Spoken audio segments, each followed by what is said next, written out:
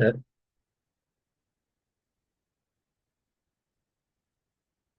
हरिः ओम् श्रीगुरुभ्यो नमः।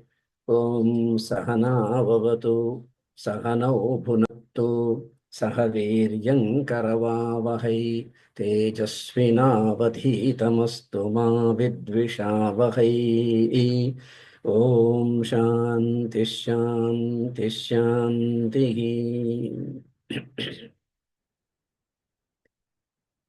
श्रुतिस्मृतिपुराणानाम् आलयं करुणालयं नमामि भगवत्पादशङ्करं लोकशङ्करम्। व्यासाय विष्णुरूपाय व्यासरूपाय विष्णवे नमो वै ब्रह्मनिधये वासिष्ठाय नमो नमः। व्यासं वसिष्ठदत्तारं शक्तेः पौत्रमकल्मषं पराशरात्मजं वन्दे शुकतातं तपोनिधिम्।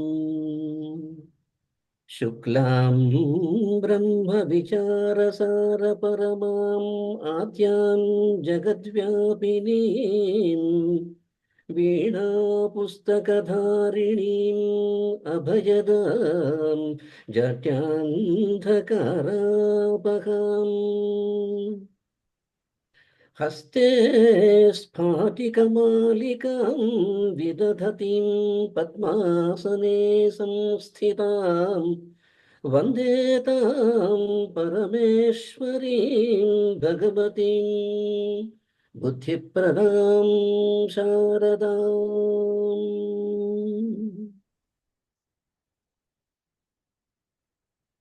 नमः सभायै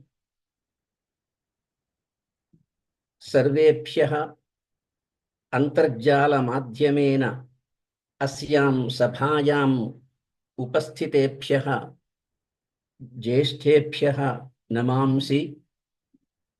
अस्माकं गुरुचरणाः महामहोपाध्यायाः नल्लगुण्ड पुरुषोत्तमशर्मवर्याः अत्र सम्प्राप्ताः।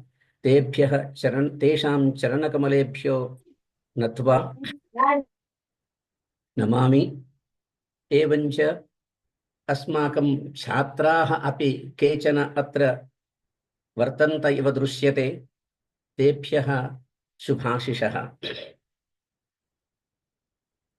ज्ञानसरस्वती अभिनवव्यास इत्यादिभिः बिरुदैः सम्मानितानां ब्रह्मश्री कंदाडै रामानुजाचार्यवर्याणां स्मृतिव्याख्यानमालाम् एकां कल्पयित्वा तस्याम् अष्टादश महापुराणानां परिचयः कारयितव्यः विविधैः निष्णातैः पण्डितैः इति निश्चित्य बृहत्तमम् एतादृशं कञ्चन कार्यक्रमम् आयोजितवते सहृन्मणये महाकवये संस्कृत अकादम्याः निदेशकाय आचार्य पेन्ना मधुसूदन विदुषे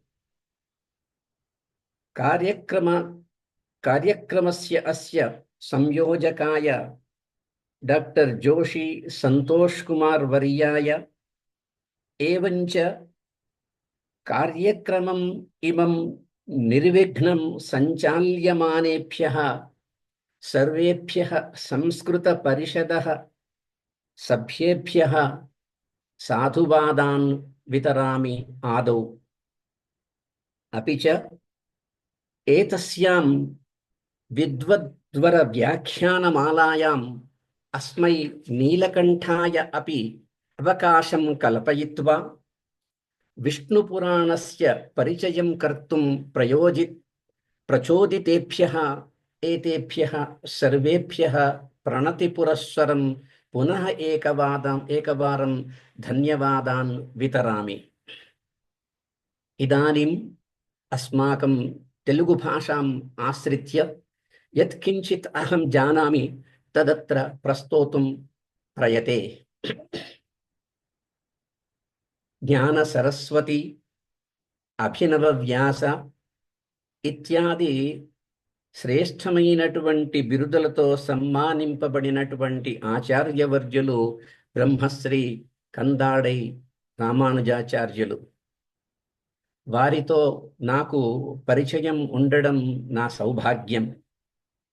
తిరుమల తిరుపతి దేవస్థానం వారు కొన్నాళ్ల క్రితం పురాణ ఇతిహాస ప్రాజెక్టు అనే ఒక దానిని స్థాపించి దానికి అధ్యక్షులుగా కీర్తిశేషులు ప్రఖ్యాత విద్వాంసులు సముద్రాల లక్ష్మణయ్య గారిని నియమించి ప్రధాన సంపాదకులుగా, అలాగే కందాడై రామానుజాచార్యుల వారు, శ్రీపాద సుబ్రహ్మణ్య శాస్త్రి గారు, ఇంకా అనేక మంది పండితులను సహసంపాదకులుగా కూడా నియమించి ఆ ప్రాజెక్టులో మత్స్య పురాణం ఉత్తర భాగాన్ని అనువాదం చేసేటువంటి భాగ్యం నాకు కల్పించారు ఆ రోజుల్లో.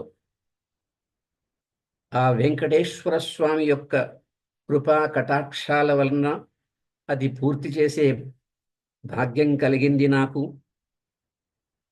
తిరుపతిలో ఆ సందర్భంగా తిరుపతిలో అనేక సమావేశాలకు వెళ్ళేటువంటి అవకాశం కలిగింది. ఎందుకు చెప్తున్నానంటే ఆ సమావేశాల్లో కందాడై రామానుజాచార్య స్వామి లాంటి మహానుభావులతో పాటు సమావేశంలో పాల్గొనేటువంటి అవకాశం నాకు కలిగింది. వాళ్లతో అనేక విషయాల గురించి చర్చించే అదృష్టం కూడా కలిగింది. తిరుపతిలో మేము వెళ్ళినప్పుడల్లా వాళ్ళు ప్రత్యేక దర్శన అవకాశాన్ని కల్పించేవాళ్ళు. ఆ ప్రత్యేక దర్శనంకి వెళ్తున్నప్పుడు ఒకసారి ఏమైందంటే, ఎందుకో గురువుగారి కుటుంబ సభ్యులు కూడా వచ్చారు, కానీ ఎందుకో వాళ్ళు వెనుక వెనుక పడిపోవడం, వెనుక ఉండడము. నేను మా ధర్మపత్ని రమాదేవి ఇంకొక ఇద్దరు ముగ్గురం కలిసి కందాడయ్య వారితో పాటు ఆ లైన్లో ప్రవేశించడం, ఆ లైన్లో ప్రవేశించినప్పటి నుంచి మొదలుకొని స్వామి దర్శన పర్యంతం కందాడై రామానుజాచార్య స్వామి వారి చరణ స్పర్శను ఎంతమంది చేసుకున్నారో లెక్కలేదు. ఎందుకంటే వారు ధర్మ సందేహాలు కార్యక్రమంలో, సరే పురాణ ప్రవచనాలు అవన్నీ కూడా చాలా ప్రసిద్ధమైనవే. ధర్మ సందేహాలు అనేటువంటి కార్యక్రమంలో వారు అందించినటువంటి సమాధానాలు చాలా గొప్ప సమాధానాలు. ఎందుకంటే సాధారణంగా మనం చూస్తుంటాం, ఏదో మహా ఆడంబరంతో ఎన్నో శాస్త్రాలు తెలిసినటువంటి మహానుభావులలాగా చెప్పేటువంటి వాళ్ళని ఎంతో మందిని మనం చూస్తున్నాము. కానీ చాలా నిరాడంబరంగా, ఆత్మీయంగా, ప్రేమతో, అభిమానంతో చాలా చక్కగా ఒక్కొక్క సందేహాన్ని నివృత్తి చేసే విధానం వారిది చాలా గొప్ప విధానం. అందుకే ఆయనకి అంతమంది ప్రణమిల్లేవారు అనిపించింది నాకు. అటువంటి మహానుభావుల స్మృతి వ్యాఖ్యానాన్ని ఇప్పుడు కల్పించి దాంట్లో అనేక మంది పండితులను ఆహ్వానించి దాంట్లో నాకు కూడా విష్ణు పురాణం గురించి మాట్లాడే అవకాశం కల్పించడం నా అదృష్టంగా భావిస్తున్నాను. ఇంకొక విషయం చెప్పుకోవాలి. ఎందుకంటే మా బాల్యావస్థలో మా పౌరాణికులు, ప్రసిద్ధ పౌరాణికులు ఉండేవాళ్ళు. వాళ్ళు చెప్పేటువంటి సౌభాగ్యం కలిగింది నాకు. గుండి రాజన శాస్త్రి గారు, రొట్టె చంద్రశేఖర శాస్త్రి గారు, కాకిరి లక్ష్మీకాంత శాస్త్రి గారు, సంగనభట్ల మాణిక్య శాస్త్రి గారు, ఇంకా ఈ కాలంలో మా మిత్రుడు గుండి సీతారామ శాస్త్రి, ఈ మహానుభావులందరి యొక్క పురాణ శ్రవణం చేసి బహుశా నేను మాట్లాడుతున్నప్పుడు ఆ విధానం నా మాటల్లో వస్తుందేమో, అందుకోసని ఇంకా ప్రకృతం అనుసరామి. పురాణాల్లో బ్రాహ్మం మూర్ధా హరేరేవ హృదయం పద్మసంజ్ఞకం వైష్ణవం దక్షిణో బాహు వాయు వామో మహేషితు ఊరో భాగవాత్ నారదీయకం వామోహ్యాగ్నేయముచ్యతే భవిష్యం దక్షిణో జాను విష్ణోరేవ మహాత్మనః బ్రహ్మవైవర్త సంజ్ఞం తు వామో జానురుదాహృతః లైంగం తు గుల్ఫకం దక్షం వారాహం వామగుల్ఫకం స్కాందం పురాణం రోమాంసి ధ్వగస్య వామనం స్మృతం కౌర్మం పృష్టం సమాఖ్యాతం మాత్స్యం మేధః ప్రకీర్త్యతే మజ్జాతు గారుడం ప్రోక్తం బ్రహ్మాండం చాస్థి గీయతే ఏవమేవాభవద్విష్ణు పురాణావయమో హరి. ఇలాగా ఒక్కొక్క పురాణం ఆ శ్రీహరి యొక్క అంగములుగా వర్ణింపబడింది అనేక పురాణాల్లో. ఎందుకంటే ఈ పురాణం గొప్పది, ఈ పురాణం గొప్పది, ఈ పురాణం గొప్పది, అది కాదు ఇది కాదు అని మీరు పోట్లాడుకోకుండా ఈ పురాణాలన్నీ కూడా చాలా శ్రేష్టమైనవి. శరీరంలో ఒక్కొక్క భాగానికి ఎంత ప్రాధాన్యత ఉందో ఈ పురాణంలో ప్రతి ఒక్క పురాణానికి అంత వైశిష్ట్యం ఉంది.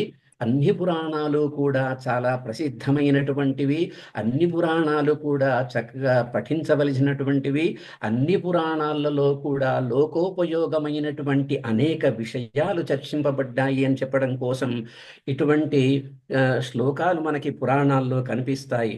దాని ప్రకారంగా ఈ ఈ విష్ణు మహాపురాణం శ్రీహరి యొక్క వైష్ణవం దక్షిణో బాహు అంటే ఈ విష్ణు మహాపురాణం దక్షిణ బాహువుగా వర్ణింపబడింది. ఇంకా విష్ణు మహాపురాణం 6 అంశాలుగా విభజింపబడింది. అధ్యాయాలు అనుకుంటానికి లేదు, 6 భాగాలుగా విభజింపబడింది. దీంట్లో 126 అధ్యాయాలున్నాయి. ఈ ఆరు అంశాలు, 6 స్కందాల్లాగా 6 అంశాలు, ఆ 6 అంశాల్లో కలిపి 126 అధ్యాయాలున్నాయి. 6412 శ్లోకాలున్నాయి. అయితే విష్ణు ధర్మోత్తర పురాణంతో కూడా కలుపుకుంటే ఈ మహాపురాణములో మొత్తం 23,000 శ్లోకాలున్నట్టుగా చెప్పబడింది.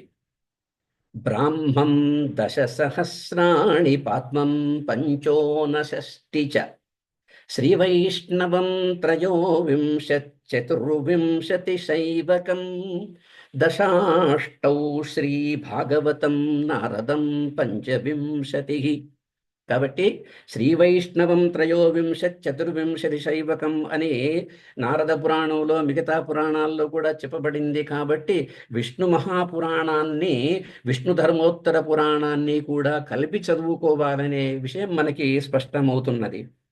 ఈ శ్లోక సంఖ్య కూడా పురాణాల యొక్క శ్లోక సంఖ్య కూడా మనకి వ్యాస భగవానులు చెప్పారు కనుక మనకేం ఇబ్బంది లేదు వాటి గురించి. ఇంత అంటే సాధారణ జనా కదాచిత్ ఆశ్చర్యం అనుభవేయు ఏతే అయం మహాన్ విద్వాన్ అస్తి విష్ణుపురాణే ఇయంతః శ్లోకాः వర్తంతే ఇత్యపి జానాత్యేమితి తత్ర ఆశ్చర్యస్య అవకాశः एव नास्ति. किमर्थं चेत् तत्सर्वम् अपि భగవతా వ్యాసేన ఏవ సర్వేషు పురాణేషు లిఖితమస్తి.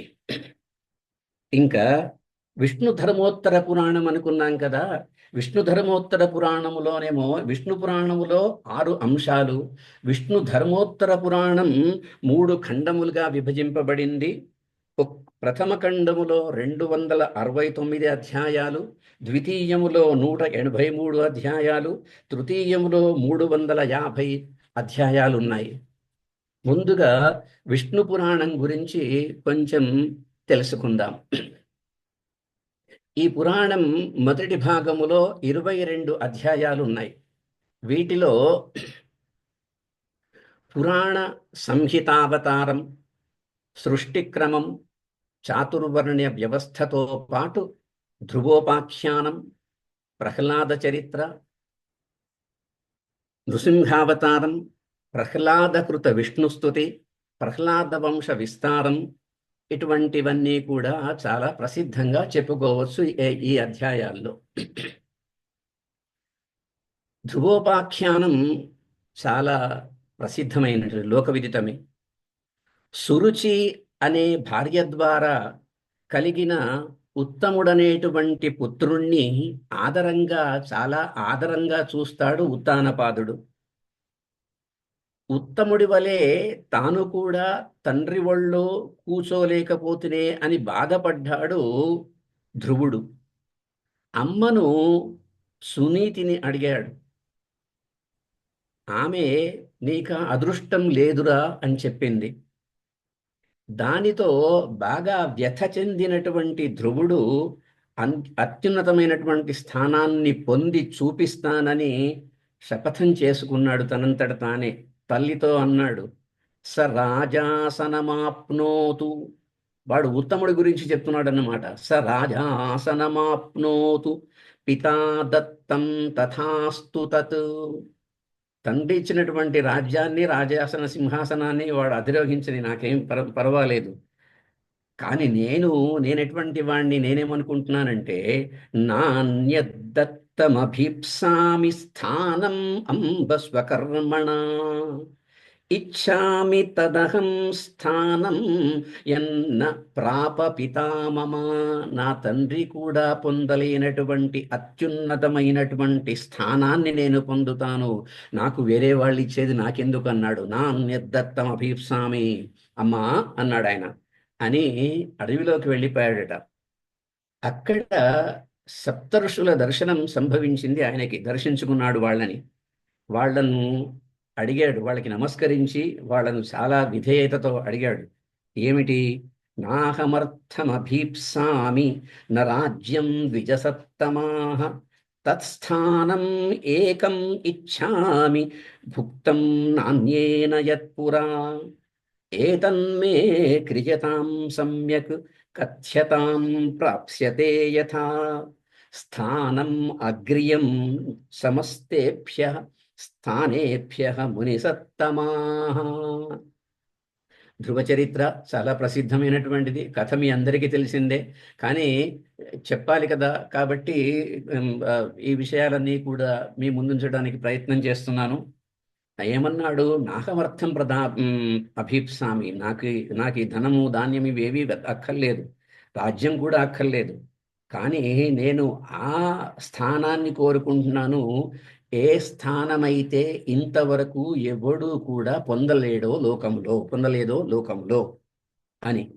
కనుక ఆ అత్యున్నతమైన స్థానాన్ని పొందడానికి నేనేం చెయ్యాలి ఓ మునిసత్తములారా అని వాళ్ళని ప్రార్థించాడు. ప్రార్థిస్తే అక్కడ విష్ణు పురాణంలో ఒక్కొక్క ఋషి శ్రీ మహావిష్ణువు యొక్క ఔన్నత్యాన్ని వర్ణిస్తాడు. అందుకే విష్ణు మహాపురాణం. 7 ఋషులు కూడా అందరూ కలిసి ఒకటే చెప్పలేదు, చెప్పకుండా ఒక్కొక్క ఋషి కూడా శ్రీ మహావిష్ణువు యొక్క ఔన్నత్యాన్ని వివరించారు ధ్రువుడికి. విడివిడిగా ఆ తత్వాన్ని తెలిపారు.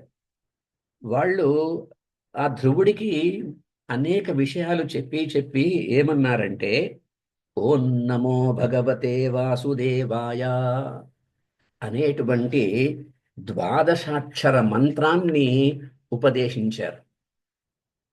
ఉపదేశించి ఏం చెప్పారంటే ధ్రువుడికి, ఏతజ్జాప భగవాన్ జప్యం స్వయంభువో మను పితామహస్తవ పురా తస్య తుష్టో జనార్దన దదౌ యథాభిలషితం వృద్ధిం త్రైలోక్య దుర్లభాం తథా త్వమపి గోవిందం తోషయైతత్ సదా జపన్ అన్నాడు అని చెప్పారు వాళ్ళు.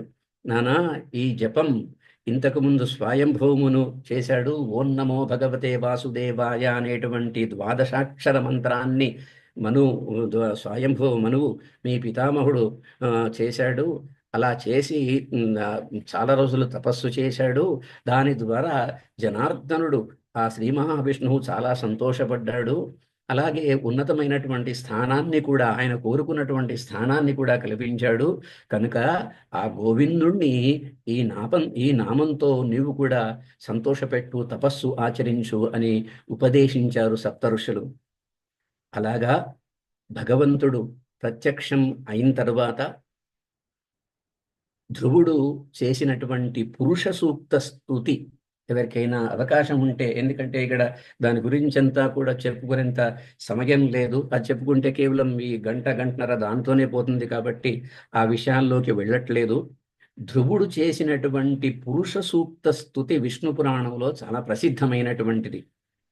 ఆ తర్వాత ద్వాదశాక్షర మాహాత్మ్యాత్ తపసశ్చ ప్రభావతః ద్వాదశాక్షర జప మహత్వం వలన ధ్రువుడు తాను అనుకున్న మహత్తరమైనటువంటి అత్యున్నతమైనటువంటి స్థానాన్ని పొందాడని పరాశరుడు మైత్రేయుడికి వివరించాడు. కాబట్టి ఈ ద్వాదశాక్షర మంత్ర జపం నిష్ఠతో నియమంతో ఎవరైనా చేయవచ్చు అనే విషయాన్ని కూడా తెలిపారక్కడ. అయితే ఉపదేశం పొందాల్సి ఉంటుంది. అత్యంత శ్రేష్ఠులైనటువంటి తపోనిష్ఠులైనటువంటి మహానుభావుల ద్వారా ఒకవేళ ఈ ద్వాదశాక్షర మంత్రోపదేశాన్ని పొంది జపం చేసినట్టయితే దాని ప్రభావం ఇంకా ఎక్కువగా అత్యధికంగా ఉంటుంది అని చెప్తుంది మన సనాతన ధర్మం. అంతేకాదు, ఈ సనాతన ధర్మంలో ఇలా చెప్పారు కదా, మరి మాకెవరు తెలియదు కదా అని బాధపడవలసిన పని కూడా లేదని మళ్ళీ చివరిలో ఇంకో విషయం కూడా చెప్పింది విష్ణు మహాపురాణం. ఏంటంటే, ఒకవేళ ఎవరు లభ్యం కాలేదు మహానుభావులు, చింతా నాస్తి, భవాన్ స్వయమేవ ఏకం పవిత్రం దివసం అన్వేష్య తస్మిన్ దివసే శుభముహూర్తే ఏతస్య జపస్య ద్వాదశాక్షర మంత్రస్య జపం ఆరంభం కరోతు చింతా నాస్తి అని కూడా వివరించింది. కనుక ద్వాదశాక్షర మంత్ర జపాన్ని ఓం నమో భగవతే వాసుదేవాయ అనే ద్వాదశాక్షర మంత్ర జపం చాలా పవిత్రమైనటువంటిది. మన సనాతన ధర్మములో ప్రాచీనులంతా కూడా ఈ ఓం నమో భగవతే వాసుదేవాయ అనే ద్వాదశాక్షర మంత్రాన్ని జపించి వాళ్ళ కోరికలను సిద్ధింపచేసుకున్నారు, ఉన్నతమైనటువంటి స్థానాల్ని పొందారు. ఇంకా ఆ తర్వాత ధ్రువోపాఖ్యానం చాలా ప్రసిద్ధమైంది మహాపురాణంలో. ఆ తర్వాత పృథు చక్రవర్తి గొప్పతనాన్ని తెలిపే సంఘటన కూడా ఉన్నది ఈ పురాణంలో. ఆయన వంశములోనే జన్మించిన ప్రచేతసులు వాళ్ళు సంతానం కొరకై సముద్రములో నిలుచుండి తపస్సు చేశారట అనేక వేల సంవత్సరాలు. సంతానం కొరకు ప్రచేతసులు, పృథు చక్రవర్తి వంశంలో జన్మించినటువంటి ప్రచేతసులు సముద్ర మధ్యలో నిల్చుండి చాలా ఏళ్ళు తపస్సు చేశారట. స్తవం ప్రచేతసో విష్ణో సముద్రాం భసిగే స్థితా అని చెప్తుంది పురాణం. ఇక్కడ వాళ్ళు చేసినటువంటి సంతాన ప్రాప్తి హరిస్తుతి కూడా చాలా ప్రసిద్ధమైనటువంటిది. నేను విష్ణు మహాపురాణం ఎందుకన్నారంటే అనేక చోట్ల విష్ణుస్తుతి మనకి కనబడుతుంది. కనుక వాళ్ళు సంతాన ప్రాప్తి, ఆ ప్రచేతసులు చేసినటువంటి సంతాన ప్రాప్తి హరిస్తుతి కూడా చాలా శ్రేష్టమైనటువంటిది. అయితే ప్రచేతసులు 10,000 సంవత్సరాలు తపస్సు చేశారట. అక్కడ అలా తపస్సు చేస్తూ ఉన్నప్పుడు 10,000 సంవత్సరాలు ఒకటా రెండా, అన్ని వేల సంవత్సరాలు తపస్సు చేసేసరికి వాళ్ళు ఎంత సముద్ర మధ్యలో ఉండి తపస్సు చేస్తున్నప్పటికీ ఆ భూమి మీదంతా కూడా చాలా భయంకరంగా వేల కొద్ది వృక్షాలు ఆకాశం దాకా పెరిగిపోయాయంట. అలా అలా ఆకాశం బాగా వ్యాప్తి చెందినటువంటి ఆ వృక్షాలు సూర్యరశ్మి లేకుండా, గాలి లేకుండా కూడా అడ్డుపడుతున్నాయంట. వీళ్ళు తపస్సు చేస్తూ ఒకసారి కళ్ళు తెరిచి చూసేసరికి అంతా తమోమయంగా కనపడిందంట. చూస్తే ఎటు చూసినా కానీ ఆకాశం కూడా కనపడకుండా వృక్షాలు పెరిగిపోయాయి. అంత తపస్సు చేస్తున్నటువంటి ప్రచేతసులకి కోపం వచ్చింది. వాళ్ళ యొక్క ముఖము నుండి వాళ్ళు అగ్నిని సృష్టించారట.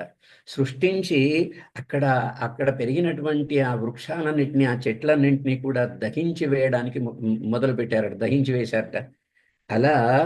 అలా దహించి వేస్తుంటే, అలా చేయకూడదురా నాయన, వృక్ష సంపదను ధ్వంసం చేయకూడదు, అది భూమికి మహోపకారం చేస్తుంది అని చంద్రుడే స్వయంగా వారిని వారించినట్లు, ఆ ప్రచేతసులను వారించినట్లు విష్ణు పురాణం మనకి తెలుపుతున్నది. ఇక్కడ విష్ణు పురాణంలో ఈ సందర్భంగా విష్ణు ధర్మోత్తర పురాణంలో మనకి ఒక విశేషం కనపడుతుంది. ఏంటంటే, వృక్షం యొక్క విశేషాన్ని తెలిపాడు విష్ణు ధర్మోత్తర పురాణంలో. ఏకోప్యారోపితో వృక్ష పుణ్యకార్యకరో భవేత్ దేవాన్ ప్రసూనైః ప్రీణాతి ఛాయయా అతిథింస్తథా ఫలైః మనుష్యాన్ జంతూన్ ప్రీణాతి నారక్యం నాస్తి పాదపే అపి పుణ్యఫలైర్హీనే ద్రుమే పాంథస్య విశ్రమః. సరే, అన్ని వృక్షాలకి ఫలాలు, పూలు, పళ్ళు ఉండకపోవచ్చు. అలా లేనటువంటి వృక్షాలు ఏం చేస్తాయి అంటే పాంథులకి, బాటసారులకి విశ్రాంతిని కలిగిస్తాయిరా. అందుకోసం వృక్షాలను అలా ధ్వంసం చేయకూడదు అని ప్రచేతసులకి చంద్రుడే స్వయంగా వృక్షముల యొక్క, అరణ్యం యొక్క వైశిష్ట్యాన్ని తెలుపుతున్నట్టుగా మనకి విష్ణు ధర్మోత్తర పురాణంలో, విష్ణు మహాపురాణంలో కూడా కనబడింది. ఇక్కడ కూడా శ్రీ మహావిష్ణువును ఉద్దేశించి సోముడు అంటే చంద్రుడు చెబుతూ కండు మహర్షి కథ ద్వారా బోధించినటువంటి విష్ణుపారస్తుతి, దాని పేరే విష్ణుపారస్తుతి. అది కూడా చాలా ఉత్తమమైనటువంటి స్తోత్రం విష్ణు మహాపురాణంలో. పారం పరం విష్ణురపారపారః, పారం పరం విష్ణురపారపారః, పరః పరేభ్యః పరమార్థరూపీ, స బ్రహ్మపారః పరపారభూతః పరః పరాణామపి పారపారః అంటూ సాగుతుంది ఆ విష్ణు స్తోత్రం. విష్ణు పారస్తుతి, దాని పేరే విష్ణు పారస్తుతి. కండు మహర్షి చేసినటువంటి విష్ణు పారస్తుతి యొక్క మహత్వాన్ని చంద్రుడు, సోముడు వీళ్ళకి, ఈ ప్రాచేతసులకి వివరించినట్లుగా మనకి తెలుస్తున్నది.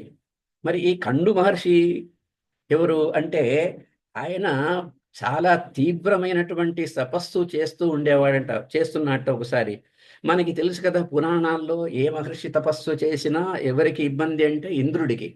ఆ విధంగా ఈ కండు మహర్షి తీవ్రమైన తపస్సు చేస్తూ ఉంటే ఇంద్రుడు ప్రంలోచ అనే ఒక అప్సరసను ఆయన తపోభంగానికి పంపించాడు. అలాగే ఆయన కోరిక సిద్ధించింది కూడా, ఆ ఇంద్రుడి కోరిక సిద్ధించింది కూడా. ఆ కండు మహర్షి ఈ ప్రమ్లోచను చూసి తన తపస్సు మర్చిపోయి అనేక సంవత్సరాలు గడిపాడు ఆమెతోని.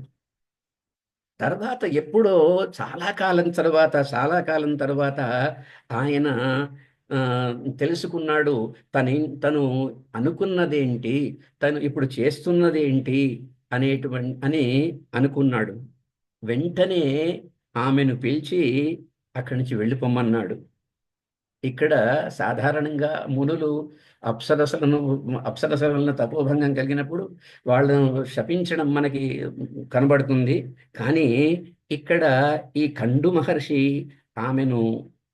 ఆమెకు శాపం పెట్టకుండా, ఎందుకంటే ఇది నా తప్పే కదా, నిన్ను చూచి నా తపస్సు మరిచిపోయి నిన్ను మోహించడం అనేటువంటిది నా తప్పు కదా, నీ మోహంలో పడడం నాదే కదా తప్పు అని, అందుకోసమని ఆమెను ప్రార్థించాడు, అక్కడి నుంచి వెళ్ళిపోమ్మన్నాడు. దాని తత్ప్రాయశ్చిత్తం కోసం అలాగా ఆమె మోహంలో పడి తపస్సు మరిచిపోయినటువంటి ఆ కండు మహర్షి ఆ తర్వాత ఇంకా తీవ్రమైనటువంటి తపస్సు చేశాట. తలకిందులుగా పెట్టి దాదాపుగా 10,000 సంవత్సరాల వరకు తపస్సును ఆచరించాట కండు మహర్షి తలకిందులుగా. శ్రీ మహావిష్ణువు దర్శనాన్ని పొందాడు. అట్లా తపస్సు చేసినటువంటి ఆయన శ్రీ మహావిష్ణువు యొక్క దర్శనాన్ని పొందాడు. అందుకే అప్పుడు విష్ణుపారస్తుతి చేశాడు. ఇందాక మీకు శ్లోకం వినిపించాను కదా, అటువంటి విష్ణుపారస్తుతిని చేశాడు. ఈ ప్రమ్లోచ ద్వారా కలిగినటువంటి మారీషా అనే స్త్రీని పెళ్లి చేసుకున్నారు ప్రచేతసుడు. వాళ్ళకి కలిగిన వాడే దక్ష ప్రజాపతి. మళ్ళీ ఆ దక్ష ప్రజాపతి, ఈ దక్ష ప్రజాపతి ఒకరు కాదు, ఈ దక్ష ప్రజాపతి వేరు. వాళ్ళకి కలిగినటువంటి సంతానమే దక్ష ప్రజాపతి. ఇదే సందర్భంలో మైత్రేయుడికి పరాశర మహర్షి రుద్రోత్పత్తి గురించి వివరించాడు, రుద్రోత్పత్తి గురించి తెలిపాడు. కల్పారంభంలో సృష్టికర్త అయినటువంటి బ్రహ్మదేవుడు తనకి ఈడైనటువంటి ఒక కొడుకు కావాలని ధ్యానించాట. ధ్యానిస్తూనే వెంటనే, అలా ధ్యానిస్తున్నప్పుడే వెంటనే ఆయన ఒళ్ళోకి నీలలోహితుడు ఆ పరమశివుడు ఉద్భవించాడట. ఉద్భవించాడు, ఒళ్ళో కూర్చున్నాడు. ఈ బ్రహ్మదేవుడు అతన్ని చూస్తున్నాడే తప్పితే ఏం మాట్లాడట్లేదు, ఆశ్చర్యంతో చూస్తున్నాడు అంతేగాని ఏమి మాట్లాడట్లేదు. ఇలా చూస్తున్నాడేంటి, నన్ను కావాలని కోరుకున్నాడు, నేను వచ్చి ఒళ్ళో ప్రత్యక్షమయ్యాను, నన్ను ఏం మాట్లాడట్లేదు అని ఆ బాల పరమేశ్వరుడికి ఆ, దుఃఖం వచ్చిందట. వెంటనే ఆయన ఒళ్ళోంచి దూకి పరిగెత్తాట, ఏడుస్తూ పరిగెడుతున్నట్ట. ఏడుస్తూ పరిగెడుతుంటే రురోద సుస్వరం సోథ ప్రాద్రవద్విజసత్తమ. ఆ రురోద సుస్వరం అంటున్నాడు, స్వరయుక్తంగా. ఏడుపు కూడా ఏదో భయంకరంగా లేదంట, గునుస్తున్నాడు అన్నమాట, ఏడుస్తున్నాడు. రురోద సుస్వరం సోత ప్రాద్రవద్విజసత్తమ అన్నాడు వ్యాసుల వారు అక్కడ. నువ్వు నాకు ఎందుకు ఎందుకు ఏడుస్తున్నావురా, ఎందుకు ఏడుస్తున్నావురా అని బ్రహ్మదేవుడు వెంట పడ్డాట. పడితే ఆ బాలుడు అన్నట్ట, నేను జన్మించాను నువ్వు కోరుకుంటూనే, కానీ నువ్వేమో నాకు పేరు పెట్టకుండా నన్ను అదే తన్మయత్వంతో చూస్తున్నావు, అందుకోసం నాకు బాధ కలుగుతున్నది, దుఃఖం కలుగుతున్నది అని అన్నట్ట ఆ బాలుడు. అప్పుడు ఆయన రుద్రస్త్వం దేవనాంనాసి మారోదీహి ధైర్యమావహ.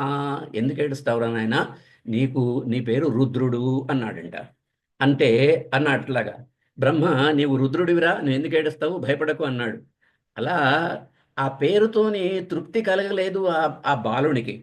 కలగక పోవడం వలన ఇంకా ఏడుస్తూ పరిగెడుతూనే ఉన్నాడు. అలా ఏడుస్తూ పరిగెడుతున్నటువంటి ఆ ఆ శివుడికి, ఆ బాలపరమేశ్వరునికి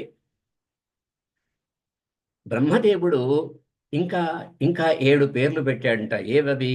భవం శర్వం అథేశానం, భవం శర్వం అథ ఈశానం, తథా పశుపతిం ద్విజ, భీమం ఉగ్రం మహాదేవం ఉవాచ స పితామహ.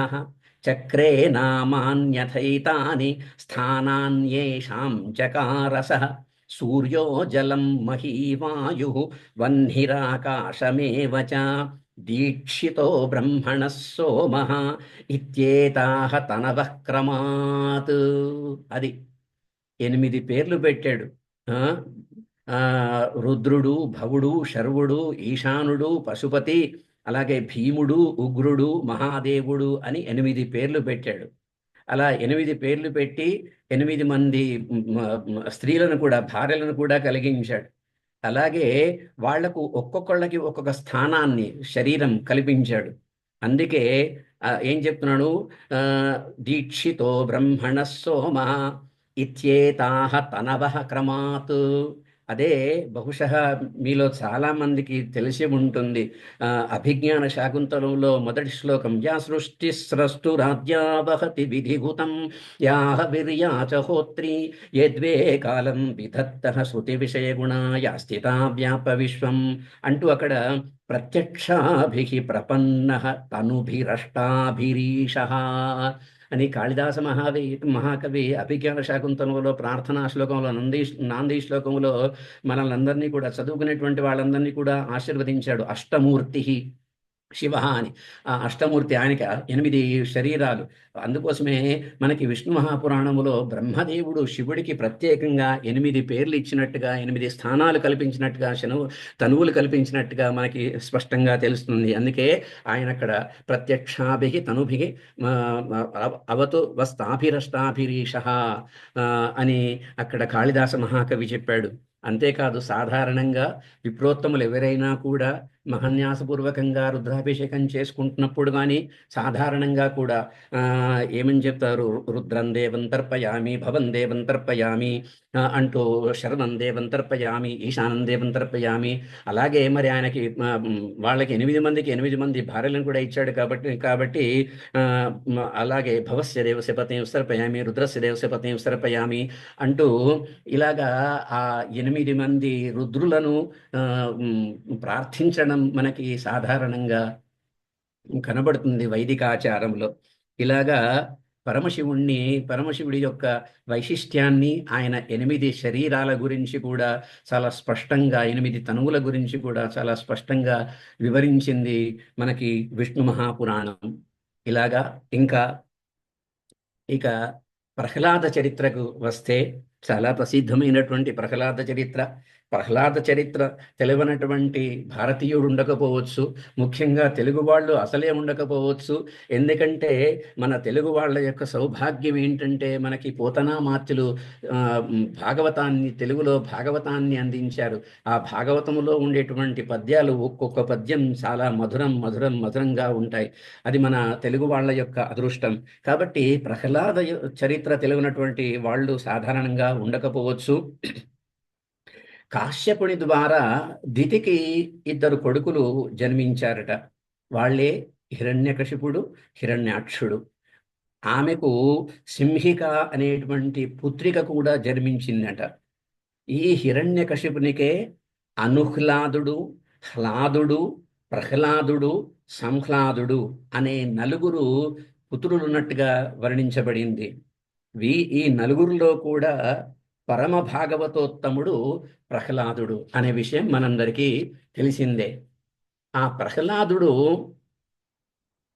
ఆ ప్రహ్లాదుణ్ణి తండ్రి పెట్టినటువంటి హింసలన్నీ కూడా మనకి మనకి తెలుసు. ఆ, ఇందాకనే చెప్పాను కదా, పోతనామాత్యులు అందించినటువంటి ఆ భాగవత పద్యాలు చదువుకుంటే చాలు, ఆ, ప్రహ్లాద యొక్క చరిత్ర మనకి చాలా స్పష్టంగా అర్థమవుతుంది. కాకపోతే ఏంటి, భాగవతమే చదువుకోవాలా, లేకపోతే వ్యాసుల వారి శ్రీమద్ భాగవత పురాణాన్ని చదువుకోవాలా, అది చదివితేనే ఆ, ప్రహ్లాద చరిత్ర తెలుస్తుందా మరి అంటే, అది కాదు. మనకి ఆ, నాట్యశాస్త్రములో మహానుభావుడు భరతముని చెప్పాడు, దుఃఖార్తానాం శ్రమార్తానాం శోకార్తానాం తపస్వినాం విశ్రాంతి జననం ఆ, చైతే నాట్యమే తదుదాహృతం అని, నాట్యమే తద్భవిష్యతి అని దాన్ని ఒకదాన్ని సృష్టించాడు. అందుకే దాన్ని నాట్యమే తద్భవిష్యతి అని చెప్పాడు కదా. అందుకోసం మనకి ప్రహ్లాద చరిత్ర గురించి భక్త ప్రహ్లాద అనే గొప్ప చలనచిత్రం కూడా ఉంది తెలుగులో. అటువంటివి చూచినా చాలు, ప్రహ్లాద యొక్క చరిత్ర తెలుస్తుంది, మనస్సు ప్రశాంతతని పొందుతుంది. కాబట్టి పురాణ పఠనమే చేయాల్సిన పని కూడా లేదని తెలుస్తోంది. తర్వాత ఈ ప్రహ్లాదుడికి సకల విద్యలు రావాలనుకున్నాడు హిరణ్యకశిపుడు. అందుకోసమే గురుకులానికి పంపించాడు ఆయన్ని. పంపిస్తే మధ్యలో ఒకసారి అక్కడి నుంచి తల్లిదండ్రులను చూద్దామని వచ్చాడు ప్రహ్లాదుడు. తండ్రి కాళ్ళకి పాదస్పర్శ చేసి నమస్కరించాడు. నమస్కరిస్తే హిరణ్యకశిపుడు ఆ, కొడుకుని అడిగాడు, ఏంటది? పఠ్యతాం భవతా వత్స సారభూతం సుభాషితం కాలే నైతావతాయత్తే సదోద్యుక్తేన శిక్షితం అని. ఇంతవరకు ఇంతవరకు నువ్వు ఏం చదువుకున్నారా నాయనా? నువ్వు ఒక్కసారి ఏదన్నా నువ్వు చదువుకున్న దాంట్లో చక్కటి సారభూతమైనటువంటి సుభాషితాన్ని నాకు వినిపించరా అర్థంతో పాటు అని అడిగాడు ముద్దుగా హిరణ్యకశిపుడు ప్రహ్లాదుని. దాన్నే తెలుగులో చాలా ప్రసిద్ధమైనటువంటి పద్యాలు, అవి చదవకపోతే మనం మనం మనం క్షమించబడం. ఉమ్, అందుకే విద్యాసారమెరుంగ గోరెద భవద్విజ్ఞాన శాస్త్రం విజ్ఞాత శాస్త్రంబులో పద్యం ఒక్కటి చెప్పి సార్థముగ తాత్పర్యము భాషింపుమా అన్నాడు పోతనామాత్యులు. నానా, విద్యాసారం ఎరుంగ గోరెద, నువ్వేం నేర్చుకున్నావో నా ఎరుంగ గోరెద తెలుసుకోవాలనుకుంటున్నాను రా, ఏం చదువుకున్నావో, కాబట్టి ఒక్క పద్యం చెప్పరా నాయన సార్థంగా అర్థంతో పాటు అని అడిగాడు. అడిగితే ఆయనేమన్నాడు, చదివించిరి నను గురువులు చదివితి ధర్మార్థ ముఖ్య శాస్త్రంబులు నే చదివినవి గలవు పెక్కులు చదువులలో మర్మమెల్ల చదివితి తండ్రి. దీనికి సంస్కృత శ్లోకాలు కూడా ఉన్నాయి ఇక్కడ విష్ణు పురాణంలో. భాగవత పురాణంలో చెప్పాల్సిన పనే లేదు. కాకపోతే తెలుగు పద్యం చదువుకోవాలి కాబట్టి తప్పకుండా మీకు వినిపిస్తున్నాను. ఆయన చెప్పాడు, నీకు ఏం కావాలో చెప్పు అడిగాడు. అన్ని చదువుకున్నానని. కాళిదాస మహాకవి పార్వతీదేవిని వర్ణిస్తూ చెప్తాడు కదా, ఆ పూర్వజన్మ సుకృతం వల్ల ఆమెకు అన్ని విద్యలు అబ్బాయిని చెప్పాడు కదా. అలాగా పరమ భాగవతోత్తముడు, ఉదరములో ఉన్నప్పుడే అన్ని విన్నాడు కాబట్టి అన్నీ తెలిసినటువంటి మహానుభావుడు ప్రహ్లాదుడు. కాబట్టి నీకు ఏం కావాలో అడుగు అన్నాడు. అడగడమే కాదు, అడిగిన తర్వాత ఇంకా ఏమన్నాడు, అది చాలా ప్రసిద్ధమైనటువంటి పద్యాలు ఉన్నాయి. కమలాక్షు నర్పించు కరములు కరములు శ్రీనాథు వర్ణించు జిహ్వ జిహ్వ అని చెప్పుకుంటూ ఆ పద్యం అంతా కూడా చెబుతూ, దేవదేవుని చింతించు దినము దినము చక్రహస్తుని ప్రకటించు చదువు చదువు కుంభినీధవుడు కుంభినీధవు చెప్పెడు గురుడు గురుడు తండ్రి హరిజేరు మనియడి తండ్రి తండ్రి అని ఆ శ్రీహరినామం యొక్క వైశిష్ట్యాన్ని, అంతా తత్వాన్నంతా కూడా తనకు తెలిసినటువంటి తత్వమంతా కూడా, శ్రీహరి తత్వమంతా కూడా ఉట్టిపడేటట్టుగా సంపూర్ణంగా తండ్రికి కొన్ని పద్యాల్లో కొన్ని శ్లోకాల్లో వినిపించాడు ప్రహ్లాదుడు. ఏదో అడిగాడు కదా హిరణ్యకశిపుడు అని వినిపించాడు. అలా హరి ప్రశంస విన్నాక ఆ పుత్రుని నుండి విన్న తర్వాత హిరణ్యకశిపునికి కోపం రావడం సహజమే కదా. ఎంత చెప్పినా ప్రహ్లాదుడు హరినామస్మరణం తప్ప ఇంకేమీ మాట్లాడకపోవడం ఇవన్నీ మనకి తెలిసినవే. అయితే ప్రహ్లాదుని భక్తికి మెచ్చి శ్రీహరుడి నరసింహుని రూపంలో ఉద్భవించడం, ప్రహ్లాదుణ్ణి అనుగ్రహించడం మాత్రమే విష్ణు పురాణం వర్ణించింది. ఎందుకంటే ఇందుగలడందులో ఏదైనా సందేహం వలదు, ఎందుకంటే ఈ స్తంభంలో చూపిస్తావా అని మనకి చాలా గొప్ప గొప్ప సంఘటన అక్కడ ఉంది. భాగవతంలో, తెలుగు భాగవతంలో ఉంది, సంస్కృత భాగవతంలో కూడా ఉంది. కానీ అవన్నీ ఈ విష్ణు పురాణములో చెప్పబడలేదు. కాకపోతే శ్రీహరి ఈ ప్రహ్లాదుడి యొక్క భక్తికి మెచ్చి నరసింహుని రూపంలో ఉద్భవించడం, ప్రహ్లాదుణ్ణి అనుగ్రహించడం మాత్రమే విష్ణు పురాణం వర్ణించింది. హిరణ్యకశిపుని వధ మనకి ప్రత్యక్షంగా చూపట్టలేదు విష్ణు పురాణం. ప్రహ్లాదకృత విష్ణుస్తుతి అత్యంత విశేషమైనటువంటి విష్ణుస్తుతి, పఠించి తీరవలసిందే ఆ విష్ణుస్తుతి. తండ్రి ఏమన్నాడంటే, కొంతమందిని పిలిచాడు, వీడిని వధించండి, వీడు నాకు వద్దు అని అన్నాడట. అంటే అక్కడ చెప్తుంది విష్ణు పురాణం, వ్యాసుల వారు అంటారు విష్ణు పురాణంలో, కహ్కేన రక్ష్యతే జంతు జంతు కహ్కేన హన్యతే హంతి రక్షతి చైవాత్మాహి అసత్సాధు సమాచరన్ కర్మణా జాయతే సర్వం కర్మైవ గతి సాధనం తస్మాత్ సర్వ ప్రయత్నేన సాధు కర్మ సమాచరేతు. నువ్వేం చేస్తావయ్యా, నువ్వెవరు చంపడానికి అని తత్వబోధంతా కూడా వాళ్ళని భటులను పిలిచాడు, వీడిని వధించండి అన్నాడు. అంటే ప్రహ్లాదుడు చాలా చాలా మృదువుగా ఇవన్నీ చెప్పాడు. కహ్కేన హన్యతే కహ్కేన రక్షతే జంతు జంతు కేన హన్యతే హంతి రక్షతి చైవాత్మ అంటూ చెప్పాడు. నువ్వెవరు, నేనెవరు, నువ్వు చంపడానికి నువ్వెవరు, చనిపోవడానికి నేనెవరు, ఈ ఆత్మ ఏంటి అనే తత్వమంతా కూడా ప్రహ్లాదుడు వివరించాడు అక్కడ విష్ణు పురాణంలో. తత్కర్మయన్నబంధాయ సావిద్యాయ విముక్తయే అనే ఉపనిషత్తు వాక్యాలు కూడా మనకి విష్ణు పురాణంలో కనబడతాయి. ఇంకా నమస్తే పుండరీకాక్ష నమస్తే పురుషోత్తమ నమస్తే సర్వలోకాత్మన్ నమస్తే తిగ్మచక్రిణే నమస్తే తిగ్మచక్రిణే అంటూ ప్రార్థించాడు ప్రహ్లాదుడు. ఇక్కడ గురువు గారిని, శ్రీభాష్యం విజయసారథి గారిని తప్పకుండా స్మరించుకోవాలి. వారి రాసలీలలో ఆయన ఒక చోట అంటాడు, తిగ్మర్తు దేదీప్య తీక్ష్ణాంశు బింబైవ శరదనేకోన్మిషత్ పూర్ణేందు బింబైవ లసతి బృందావనే హరిహి రాధయా అంటూ చక్కటి గీతం రాశారు వాళ్ళు. రాసలీల అనేటువంటి గీతి కావ్యములో శ్రీభాష్యం విజయసారథి తిగ్మర్తు దేదీప్య తీక్ష్ణాంశు బింబైవ, చాలా తీక్ష్ణమైనటువంటి అని వర్ణించడం కోసమని. సో తిగ్మచక్రిణే, ఇలాగా ఈ ప్రహ్లాదుడు చేసినటువంటి శ్రీహరి స్తుతి చాలా బ్రహ్మాండంగా ఉంటుంది. మనం తప్పకుండా పఠించవలసినటువంటి శ్రీహరి స్తుతి అది. ఇంకా శ్రీ విష్ణు పురాణంలో దీని తరువాత, ఈ మొదటి అంశం తరువాత ద్వితీయాంశలో భారత చరిత్ర, సప్తద్వీప వర్ణనం, సముద్ర వర్ణనం, పర్వత వర్ణనం, జంబూద్వీప వర్ణనం, లక్షద్వీప వర్ణనం, చాలా విస్తృతమైనటువంటి ఖగోళ విజ్ఞానం ఇత్యాదులన్నీ ఉన్నాయి. ఎందుకంటే ఇందాకనే మా సంతోష్ జోషి చెప్పారు, ఇవాళకి ఇది 16వదంట ఆల్మోస్ట్. కనుక నాకంటే ముందు అనేక మంది విద్వాంసులు అనేక పురాణాల యొక్క వైశిష్ట్యాన్ని తెలిపారు. అన్ని పురాణాల్లో కూడా ఏవో ప్రత్యేకంగా కొన్ని కొన్ని విశేషాలు వర్ణింపబడ్డాయి.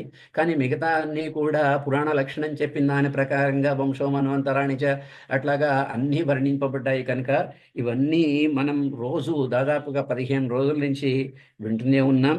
ఇంకా ఈ విధంగా ఖగోళ విజ్ఞానం ఇవన్నీ కూడా చాలా చక్కగా వర్ణింపబడింది మన విష్ణు మహాపురాణంలో. ఇక్కడ ఇంకొక విశేషం ఏమిటంటే సూర్యుని రథ వర్ణనం. సూర్యుని రథ వర్ణనం ఉన్నది విష్ణు మహాపురాణములో.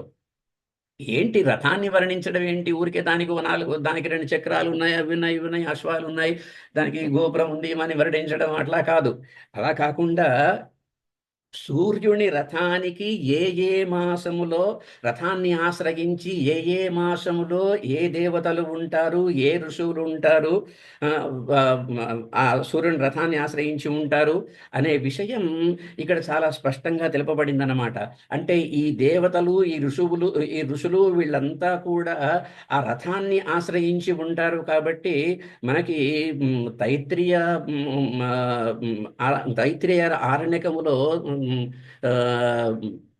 చాలా చక్కగా సూర్యస్థుతి కనబడుతుంది. అరుణ ప్రశ్న.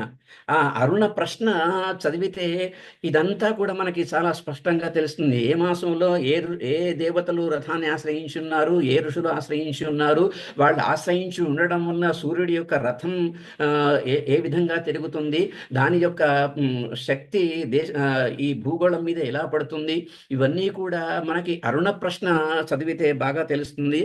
అటువంటి గొప్పనైనటువంటి వర్ణనమంతా కూడా విష్ణు మహాపురాణంలో ఉంది.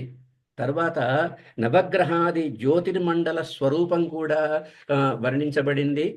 ఇదే సందర్భంగా అక్కడ చెప్తారు, జ్యోతింషి విష్ణు భువనాని విష్ణు విష్ణుర్వనాని విష్ణుర్గిరయో దిశశ్చ అంటూ అంతా విష్ణుమయమే, అంతా విష్ణుమయమే, అంతా విష్ణుమయమే అని వర్ణించారు అక్కడ.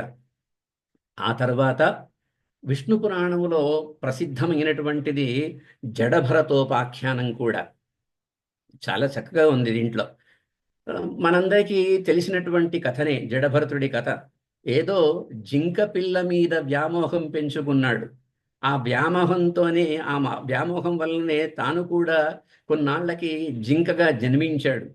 ఆ జింకగా జన్మించినప్పటికీ ఆ జింక ఏదైతే దానికి కావలసినటువంటి ధర్మాన్ని ఆచరించాలో ఆ ధర్మాన్నే చక్కగా అనువర్తించాడు, ఆశ్రయించాడు, అలాగే చేశాడు. కాబట్టి ఆ పూర్వజన్మ సుకృతం వలన ఆయన ఒక సద్వంశములో జన్మించాడు. వేదాంత తత్వం తెలుసుకున్నటువంటి మహానుభావులాగా జన్మించాడు. జడభరతుడి రూపంలో ఆయన ఒక యోగి పుంగవుల్లాగా అన్నీ వదిలిపెట్టి అవధూతలాగా తిరగడం మొదలుపెట్టాడు మహానుభావుడు జడభరతుడు. ఇవన్నీ అన్నీ వదిలిపెట్టి అప్పుడు అలాగా అవధూతలాగా తిరుగుతున్నటువంటి దేశంలో అంతా తిరుగుతున్నటువంటి అతన్ని ఒకసారి సౌవీరరాజును పల్లకిలో తీసుకువెళ్తూ ఆయన యొక్క భటులు బాగా లావుగా ఉన్నటువంటి ఈ జడభరతుడిని చూశారు. చూస్తే సరే కొంతసేపు వీడు కూడా ఈ పల్లకిని మోయని అనుకున్నారట వాళ్ళు. అందుకే పిలిచారు.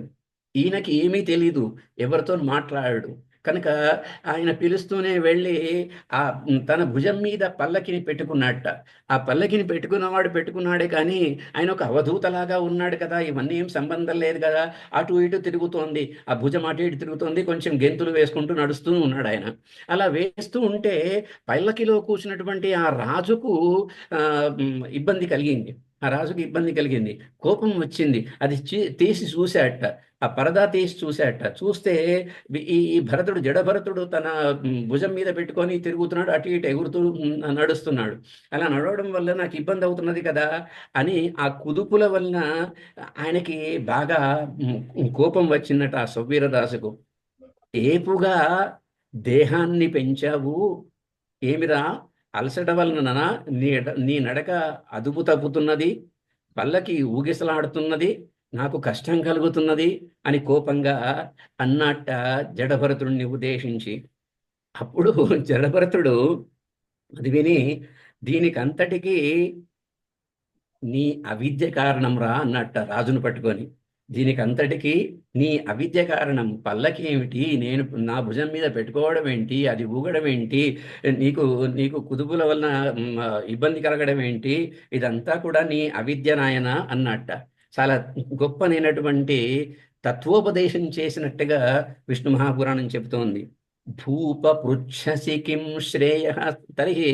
అయితే ఏంటి శ్రేయస్సు ఏంటి మరి అని అడిగాడు ఆయన ఆ రాజు. అప్పుడు ఈయన ఈ జడభరతుడు అడిగాడు, చెప్పాడు. భూప పృచ్ఛసి కిం శ్రేయ పరమార్థం ను న పృచ్ఛసి, పరమార్థం న పృచ్ఛసి, శ్రేయాంసి అపరమార్థాని యాని అశేషాణి భూపతే, దేవతారాధనం కృత్వా ధనం సంపదమిచ్చతి, పుత్రాన్ ఇచ్చతి రాజ్యం చ శ్రేయస్తత్రాప్తి లక్షణం, తస్మాత్ శ్రేయాంస్యశేషాణి నృప ఏతాని న సంశయః, పరమార్థస్తు భూపాల సంక్షేపాత్ శ్రూయతాం మమ అంటూ మొదలుపెట్టాడు. నీకు ఏది కావాలి, శ్రేయస్సు అంటే ఇవన్నీ శ్రేయస్సులే అని అనేక విషయాలు చెప్పాడు. చెప్పి శ్రేయాంసి అశేషాన్ని వర్తంతే కింటు తత్ర సంశయ నాస్తి హే నృప, కింటు పరమార్థః పరమార్థః పరమతత్వం యద్వర్తతే తద్భవతా జ్ఞాతవ్యం ఇది ఉక్త్వా సంక్షేపాతు శ్రూయతాం మమ అంటూ చాలా విపులమైనటువంటి సంక్షేపాత్ అన్నాడే కానీ ఒక 30-40 శ్లోకాల్లో పరమార్థ తత్వాన్ని వివరించాడు జడభరతుడు ఆ రాజుకు. ఆ పరమార్థం గురించి వివరించాడు అక్కడ. ఆ సందర్భంగా చాలా చక్కటి శ్లోకం మనందరం కూడా తెలుసుకోవలసినటువంటి శ్లోకం ఒకటి ఉంది. వేణురంధ్ర విభేదేన వేణురంధ్ర విభేదేన భేద షడ్జాది సంజ్ఞిత, అభేద వ్యాపినో వాయో తథా తస్య మహాత్మనః. పిల్లన గ్రోవ్ యొక్క రంధ్రములలో వ్యాపించిన వాయువు ఒకటే, కానీ ఉపాధి భేదము చేత షడ్జము మొదలగు సప్తస్వరాలుగా చెప్పబడినట్టుగా, పరిణతి చెందినట్లుగా పరమాత్మ ఒక్కనికే దేహాది కర్మ ప్రవృత్తి వలన దేవాది రూప భేదము, ఆ కర్మాచరణ పోగానే రూపభేదము లేనే లేదు, ఉన్నది ఒక్కటే, అది ఆత్మ. ఆత్మ అని తత్వబోధ చేశాడు జడభరతుడు ఆ రాజుకు. ఆ విధంగా చాలా విపులంగా ఉంది ఆ తత్వబోధంతా కూడా. అంతేకాదు ఆ జడభరతుడు తాను చేసినటువంటి తత్వోపదేశాన్ని సమర్థించుట కొరకు ఇంకొక కథ చెప్పాడు. అది కూడా చాలా ప్రసిద్ధమైనటువంటిది. రుభ నిదాఘ సంవాదం. రుభ నిదాఘ సంవాదం కూడా సంవాదంను ఉదాహరిస్తూ ఆ తత్వోపదేశాన్ని, తాను చేసినటువంటి తత్వోపదేశాన్ని సమర్థించడం కోసం వాళ్ళ యొక్క కథ వినిపించాడు. అదే దానిలో ఉండేటువంటి అద్వైత తత్వాన్ని తెలిపాడు, వాళ్ళ సంభాషణలో ఉండేటువంటి అద్వైత తత్వాన్ని తెలిపాడు. రుభుడు అనేటువంటి వాడు చతుర్ముఖ బ్రహ్మకు పుట్టుకతోనే బ్రహ్మజ్ఞాన సంపన్నుడై పుట్టాడు. అతడికి శిష్యుడు పులస్త్య ప్రజాపతి పుత్రుడైనటువంటి నిదాఘుడు. రుభుడు నిదాఘుడు వీరిద్దరి మధ్యలో జరిగే వేదాంత తత్వ చింతన చాలా అద్భుతంగా ఉంటుంది. ముఖ్యంగా జడభరతుడు సౌవీర చక్రవర్తికి చేసిన తత్వబోధలో మనం ఒక పద్యం తప్పకుండా వినాల్సిందే, పోతనామాత్యుల పద్యం తప్పకుండా వినాల్సిందే. చాలా ప్రసిద్ధమైనటువంటి పద్యం. పావక శిఖలచే భాండంబుతా తప్తమగు. పావక శిఖలచే భాండంబుదా తప్తమగు.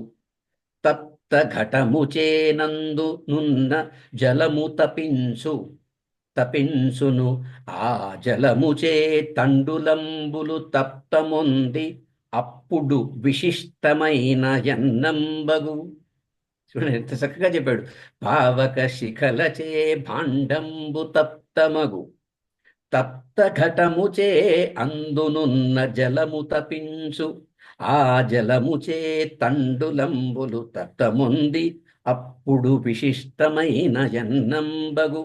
ఆ చందమునను దా దేహేంద్రియంబుల తెలివితోడ ఆశ్రయించుకయున్న ఎట్టి జీవునకు దేహంబున ప్రాణేంద్రియాదికమున జరుగుచుండు నిట్లు సంసార ఘట శిక్ష రక్షకుండు అయిన రాజు దుష్ట కర్మములకు వాసి కంజాక్ష పద సేవ చేసనేని భవము చెందకుండు అని చాలా గొప్పదైనటువంటి ఉదాహరణ మనకి జడభరతోపాఖ్యానంలో పోతనామాత్యులు వివరిస్తారు. చాలా చక్కటి పద్యం. దానికి వివరించాల్సినటువంటి పని లేదు. మీ అందరికీ కూడా చాలా స్పష్టంగా వినిపించాను ఆ పద్యం. అగ్నిజ్వాలల చేత పాత్ర వేడెక్కుతుంది, దాని చేత అందులోని నీళ్లు ఉడుకుతాయి. ఆ నీటిలో బియ్యం పోస్తే అది ఉడికి విశేషమైనటువంటి అన్నం తయారవుతుంది. అలాగే శరీరంతో, ఇంద్రియాలతో, తెలివితో ఆశ్రయించుకొని ఉన్న జీవునకు శరీరంలో ప్రాణేంద్రియాలతో ఈ విధానం జరుగుతూ ఉంటుంది. ఇలా సంసారం అనే కుండను రక్షించేటువంటి రాజు తప్పు పనులేవీ చేయకుండా కేవలం విష్ణు పాదాలను మాత్రమే ఆరాధిస్తే పునర్జన్మ రహితుడవుతాడు అని విష్ణు పురాణంలో వ్యాసుల వారు వర్ణించారు. ఈ విషయమంతా కూడా చాలా స్పష్టంగా ఉంది. ఉత్సాహం ఉన్న వాళ్ళు చదువుకోవచ్చు విష్ణు పురాణాన్ని. ప్రత్యేకంగా ఈ ఘట్టమంతా కూడా. అలాగే తెలుగు పద్యాల మీద ఉత్సాహం ఉన్న వాళ్ళు, ఇంట్రెస్ట్ ఉన్న వాళ్ళు, సంస్కృతం కొంచెం కఠినమవుతుంది అనుకున్నటువంటి వాళ్ళు పోతనామాత్యుల ఆ ఉపాఖ్యానం చదువుకోవచ్చు. అలాగా ఇక్కడ కూడా విష్ణుస్తుతి చాలా చాలా గొప్పగా ఉంటుంది. అద్వైత తత్వాన్ని తెలిపేటువంటి విష్ణుస్తుతి చాలా గొప్పగా ఉంటుంది. ఈ విధంగా ఇది ద్వితీయాంశలో ఇన్ని విశేషాలు ఉన్నాయి. ఇక తృతీయాంశానికి వస్తే వంశో మన్వంతరాణిచ అని చెప్పుకున్నాం కదా. కాబట్టి చతురాశ్రమ వర్ణనాలు ఉన్నాయి. చతుర్దశ మన్వంతరాల గురించి చెప్పాడు. అలాగే వేదవ్యాసుడి యొక్క చరిత్ర తెలిపాడు. ఋగ్వేదము, శుక్ల యజుర్వేదము, కృష్ణ యజుర్వేదము, సామవేదము, వాటి యొక్క శాఖల వివరాలు. తర్వాత ముఖ్యంగా విష్ణు ఆరాధన ప్రశంస చాలా శ్రేష్టమైంది. ఈ తృతీయాంశంలో విష్ణు ఆరాధన ఫల ప్రశంస చాలా ప్రసిద్ధమైంది. అలాగే బ్రహ్మచర్యాది చతురాశ్రమ వర్ణన, ధర్మ నిరూపణం, సదాచార ప్రశంస, ఇటువంటి అనేక విషయాలు ఉన్నాయి. సదాచార ఉల్లంఘనం చేస్తే దాని ఫలితం ఎలా ఉంటుందో కూడా వర్ణించారు ఈ విష్ణు మహాపురాణంలో తృతీయాంశములో. సదాచార ఉల్లంఘనం చేయకూడదు, చేస్తే ఏమవుతుంది అనేది మనం లోకంలో చూస్తూనే ఉన్నాం. సదాచార ఉల్లంఘనం జరిగినప్పుడల్లా లోకంలో ఏం జరుగుతుందో అలాగా అది వర్ణింపబడింది. అలాగే 4వ భాగానికి వచ్చేసరికి 24 అధ్యాయాలు ఉన్నాయి. అనేక రాజుల యొక్క వంశ చరిత్ర ఈ ఈ భాగంలో వర్ణింపబడింది. ముఖ్యంగా ఇక్ష్వాకు వంశం, మాంధాతృవంశం, సోమవంశం, జనక రాజవంశం, యదువంశం, మగధ వంశం, ఇటువంటి రాజుల చరిత్రలన్నీ కూడా దీంట్లో ఈ పురాణంలో ఈ 4వ భాగంలో వర్ణింపబడ్డాయి. ఇంకా 5వ భాగానికి వస్తే 38 అధ్యాయాలలో శ్రీకృష్ణావతార ప్రసంగం ఉన్నది. శ్రీమద్ భాగవత పురాణములో 10వ స్కంధంలో వర్ణించినటువంటి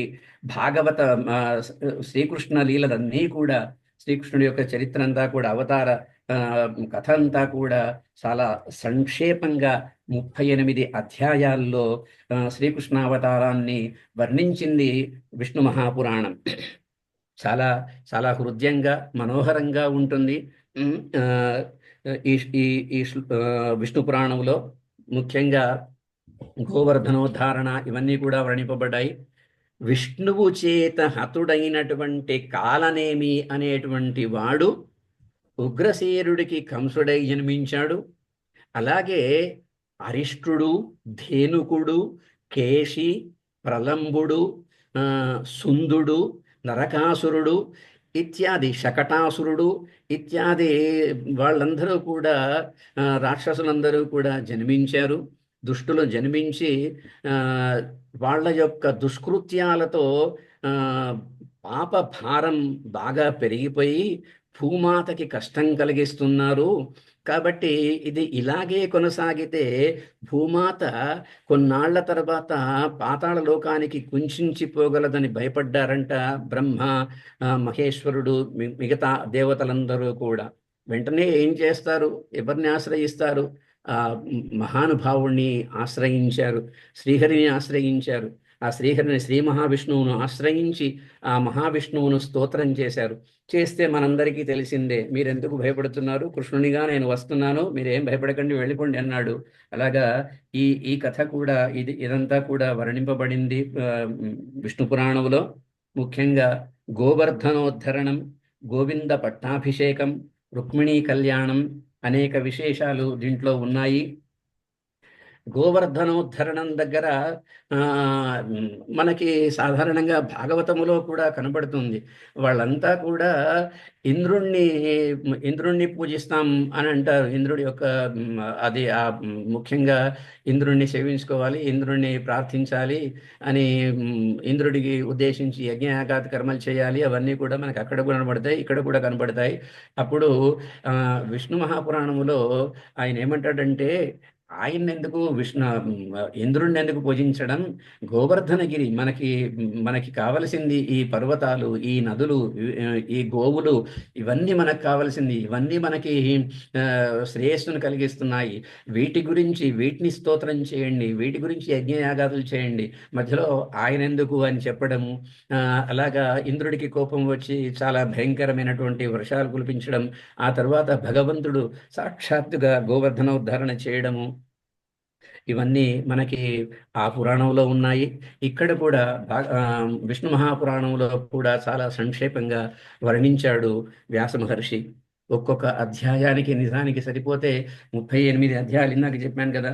ఒక్కొక్క అధ్యాయానికి ఒక్కొక్క రోజు సరిపోతు చెప్పుకోవాలంటే, ఉమ్, వివరించుకోవాలంటే శ్రీకృష్ణ లీల మహత్యం అటువంటిది. చూద్దాం, ఎప్పుడైనా మనకి మళ్ళా మన సంస్కృత అకాడమీ వాళ్ళు ఏదైనా అవకాశం ఇస్తే అవి చెప్పుకుందాం, ఇంకెప్పుడైనా చెప్పుకుందాం. సో ఆ విధంగా ఇంకా ఇలాగా 5 అంశాలు విష్ణు మహాపురాణంలో 5 అంశాలు అలా ఉన్నాయి. చివరదైనటువంటి 6వ అంశం, షష్ఠాంశములో 8 అధ్యాయాలు మాత్రమే ఉన్నాయి. కలిస్వరూప వర్ణనం, కలియుగ ధర్మ ప్రశంస, ప్రళయ నిరూపణం వంటి విషయాలు ఈ షష్ఠాంశంలో ఉన్నాయి 8 అధ్యాయాల్లో. చివరికి పరాశరముని అంటాడు, పురాణం వైష్ణవం చైతత్ సర్వకిల్ విషనాశనం విశిష్టం సర్వశాస్త్రేభ్యః పురుషార్థోపపాదకం తుభ్యం యథావన్మైత్రేయ ప్రోక్తం శుశ్రూషవే వ్యయం యదన్యదపి వక్తవ్యం తత్పృచ్ఛాద్య వదామి తే అన్నాడు చివర్లో. పురాణం వైష్ణవం చైతత్ సర్వకిల్ విషనాశనం, అన్ని పాపాల్ని హరింపజేసేటువంటి ఈ విష్ణు మహాపురాణం నీకు వినిపించాను.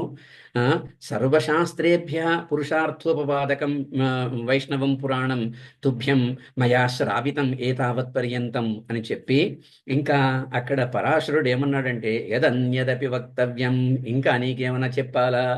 తత్పృచ్ఛాద్య వదామితే. నువ్వు అడుగు, ఇంకా మళ్ళీ చెప్తాను. ఇది కేవలం విష్ణు పురాణంలో, నేను అనట్లేదు, ఇప్పుడు ఇంకా చెప్తానని. రేపు ఇంకొక సూత మహర్షి వస్తాడు, ఆ సూత మహర్షిని అడుగుదాం, అయ్యా మాకు ఇంకేమైనా చెప్పండి అని రేపు అడుగుదాం. తత్పృచ్ఛాద్య వదామితే అని అక్కడ పరాశరుడు మైత్రేయునికి వివరించాడు. ఇలాగా విష్ణు పురాణం యొక్క గొప్పతనం ఈ విధంగా ఉంది. విష్ణు పారమ్యమును, విష్ణు భక్తి స్వరూప వైవిధ్యాన్ని, తద్వైశిష్ట్యాన్ని ప్రతిపాదించే మహాపురాణం ఇది విష్ణు పురాణం. దీనిని శ్రీ శ్రీ శ్రీ శంకర భగవత్పాదులు, శ్రీ శ్రీ శ్రీ రామానుజాచార్యులు, అలాగే శ్రీ శ్రీ శ్రీ మన ఆనంద తీర్థులు కూడా తమ తమ భాష్యాలలో చాలా ప్రమాణంగా ఈ విష్ణు మహాపురాణాన్ని చూపెట్టినట్టుగా తెలుస్తున్నది. భాగవత పురాణం తర్వాత భక్తి యోగానికి ప్రాధాన్యత ఇచ్చినటువంటి గొప్ప పురాణం విష్ణు పురాణం. మోక్ష సాధన సామగ్ర్యాం భక్తిరేవ గరీయసి అని నారద భక్తి సూత్రాల్లో వస్తుంది. అలాగా భక్తి యొక్క తత్వాన్ని, భాగవతం తర్వాత భక్తి యొక్క తత్వాన్ని చెప్పేటువంటి పురాణం శ్రీ విష్ణు మహాపురాణం. దేవతలను ఆరాధించేటువంటి వాళ్ళు, ఇలాగా శివుణ్ణి, కేశవుణ్ణి అందరినీ ఆరాధించేటి వాళ్ళలో కొంతమంది ముఖ్యంగా శివకేశవులలో భేదాన్ని చూస్తారు. కానీ ఈ పురాణంలో ఒక చోట ఏం చెప్పాడంటే, అవిద్యామోహితాత్మానః పురుషాః భిన్నదర్శినః వదంతి భేదం పశ్యంతి ఆవయోరంతరం హరా. హరుడికి చెప్పాడు, అయ్యా అవిద్యామోహితాత్మానః పురుషాః భిన్నదర్శినః వదంతి భేదం పశ్యంతి ఆవయోరంతరం హరా. అట్లాగా అవిద్యామోహంలో ఉన్నటువంటి భిన్నంగా దర్శించుకునేటువంటి, అంటే ఒక విషయాన్ని వ్యతిరేకంగా చూసేటువంటి కొంతమంది నీకు నాకు మధ్యలో భేదాన్ని సృష్టిస్తారయ్యా అనే విషయాన్ని, అవిద్యామోహితులే నీకు నాకు భేదం పాటిస్తారు అని పరమశివుడితో శివుడు హరి చెప్పినట్టుగా కూడా ఈ పురాణం మనకి స్పష్టంగా తెలుపుతున్నది.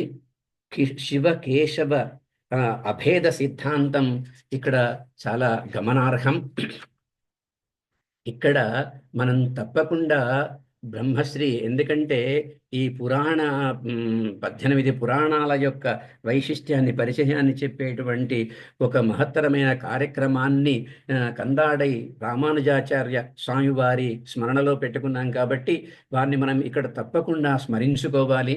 కందాడై రామానుజాచార్యుల వారిని ప్రశంసించుకోవాలి. ఎందుకంటే వారి మాటల్లో కానీ, వారి వ్యాఖ్యానాల్లో కానీ, వారి ప్రవర్తనలో కానీ ఎప్పుడూ కూడా శివకేశవ భేదం మనకి కనపడలేదు. నిజమైన భాగవతోత్తములు వారు మనం చూస్తున్నాం. ఎంతోమందిని కేవలం శ్రీ శంకరుల యొక్క అద్వైతవాదం మీద ఉన్నటువంటి కోపంతో పరమశివుణ్ణి నిందించడం, పరమశివుణ్ణి దర్శించుకోకపోవడం, పరమశివుని యొక్క తీర్థాన్ని కూడా సేవించకపోవడం, ఇలాంటి దాన్ని పాపంగా భావించడం, గౌరీ పూజ చేయకపోవడం, ఇటువంటివన్నీ కూడా సమాజంలో సృష్టించడానికి తత్వవేత్తలైనటువంటి వాళ్ళే చేస్తున్నటువంటి విషయాన్ని మనం చూస్తున్నాం. అదంతా ఇప్పుడు మనకి ఇక్కడ వద్దు. కాకపోతే కందాడై వారి యొక్క గొప్పతనాన్ని చెప్పడం కోసం ఈ 2 మాటలు చెప్తున్నాను. వారి మాటల్లో కానీ, వారి వ్యాఖ్యానాల్లో కానీ, ఎప్పుడు కూడా వారి ప్రవర్తనలో కానీ ఈ శివకేశవ భేదం అనేటువంటిది మనకి కనబడలేదు. అటువంటి మహానుభావులు కందాడై రామానుజాచార్యుల వారు, అలాగే మరింగంటి శ్రీరంగాచార్యుల వారు, శ్రీభాష్యం విజయసారథి గారు, మా గురువు గారు పుల్లల శ్రీరామచంద్రుడు గారు, ఇటువంటి మహానుభావులు ఎప్పుడూ కూడా ఆ భేదాన్ని వాళ్ళ యొక్క మాటల్లో, ప్రవర్తనలో, వ్యాఖ్యానాల్లో ఎప్పుడూ కూడా కనబడేది కాదు. అటువంటి మహానుభావులను తప్పకుండా మనం స్మరించుకోవాలి. ఇంకా విష్ణు ధర్మోత్తర పురాణం గురించి ఒక 4 మాటలు, 4 మాటలే చెప్తాను. విష్ణు పురాణంలోనే నారద పురాణంలో చెప్పబడింది, విష్ణు పురాణంలో కూడా ఆ, చెప్పబడింది.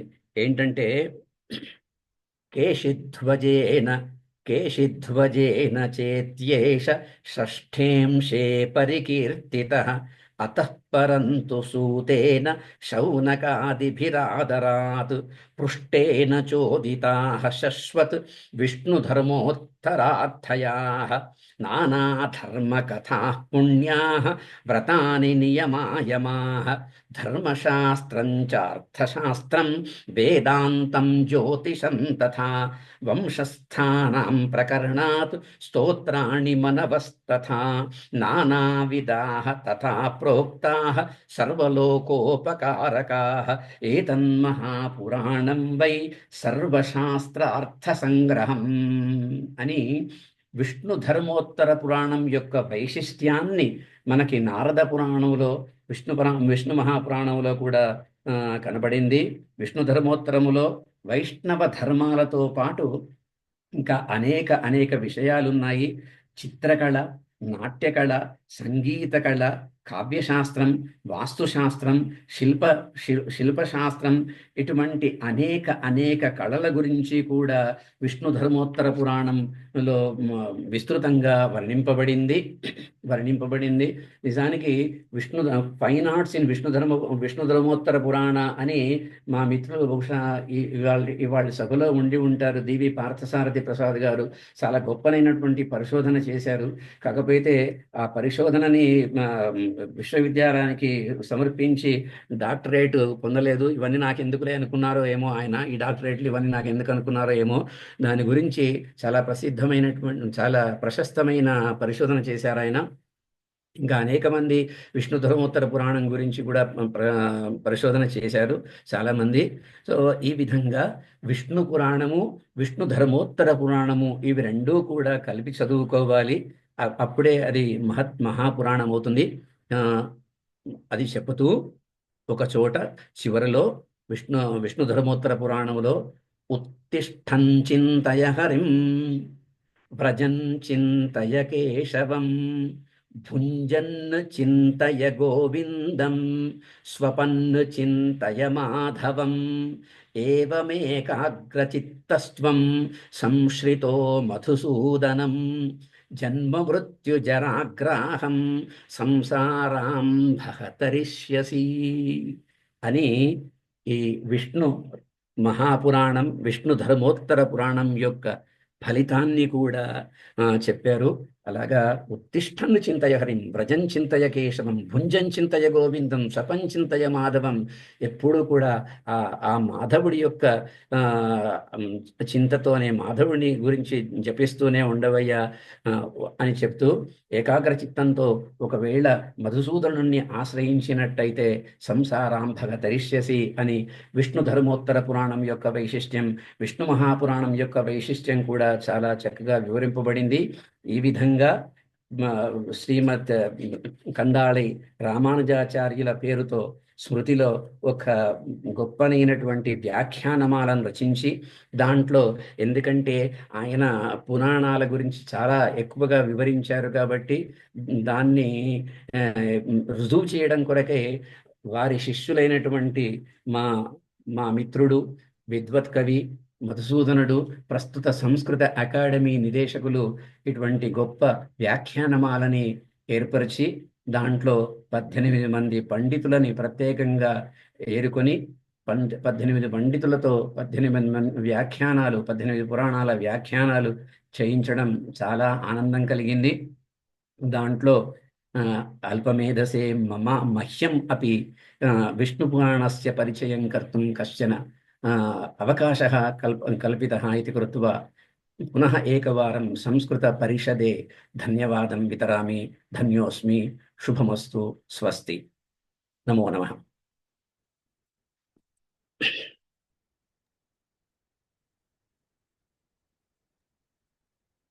ధన్యవాదాలు సార్. ఎవరైనా ఏదైనా సార్ నుంచి తెలుసుకోవాలనుకుంటే అడగచ్చు. సార్ గురించి